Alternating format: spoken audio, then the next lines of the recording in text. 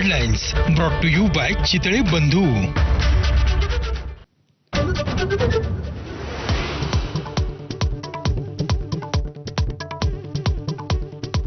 संतोष देशमुख हत्या प्रकरणावरून फडणवीसांची तंबी. यापुढे असे प्रकार खपवून घेतले जाणार नसल्याचं बीडच्या आष्टीमध्ये वक्तव्य. बीडचा गौरवशाली इतिहास पुढे नेण्याचंही आवाहन.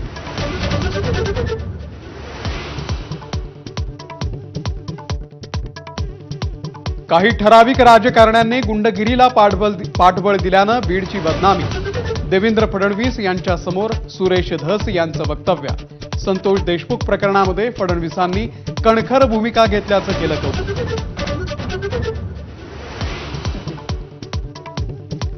फडणवीसांचा उल्लेख देवेंद्र बाहुबली. आमदार सुरेश धस यांच्याकडून भर सभेमध्ये कौतुकाचा वर्षाव. तर आपण बाहुबलीची आई शिवगामी पंकजा मुंडे यांचं वक्तव्य.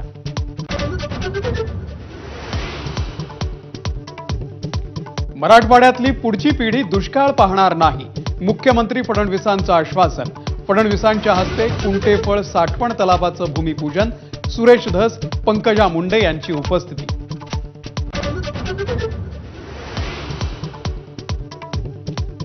महाराजांबद्दल वादग्रस्त वक्तव्य करणारा अभिनेता राहुल सोलापूरकर औरंगजेबाची अवलादत.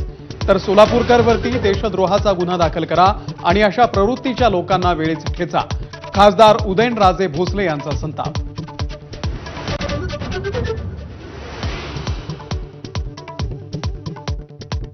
छत्रपती शिवाजी महाराजांचा अनादर करणारे अभिनेते राहुल सोलापूरकर यांच्या घराबाहेर ठाकरेंच्या शिवसैनिकांचा राडा. नाक घासून सोलापूरकरांनी माफी मागण्याची शिवसेनेची मागणी.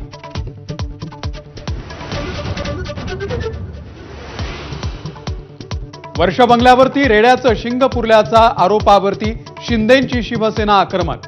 अंधश्रद्धा पसरवल्याबद्दल गृह खात्यानं संजय राऊत यांच्यावरती गुन्हा दाखल करावा.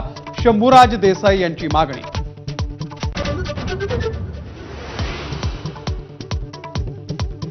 रामराजे नाईक निंबाळकरांचे चुलत भाऊ संजीवराजे नाईक निंबाळकर यांच्या घरावरती इन्कम टॅक्सचा छापा.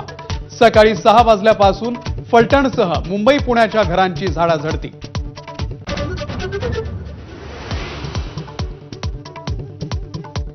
दिशा सालियन मृत्यू प्रकरणामध्ये मुंबई उच्च न्यायालयाकडून याचिकाकर्त्यांना 2 आठवड्यांची मुदत.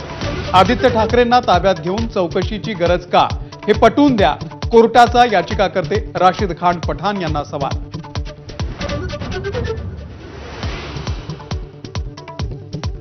संत तुकोबांचे 11वे वंशज हरिभक्त परायण शिरीष महाराज यांची राहत्या घरामध्ये आत्महत्या. आर्थिक विवंचनेमधून टोकाचं पाऊल उचलल्याचं सुसाईड नोटमध्ये नमूद. बहुतांशी एक्झिट पोलनुसार दिल्लीमध्ये भाजपची सत्ता येण्याचा अंदाज. केजरीवालांच्या आपची पुन्हा एकदा सत्तेत येण्याची संधी हुकण्याची शक्यता.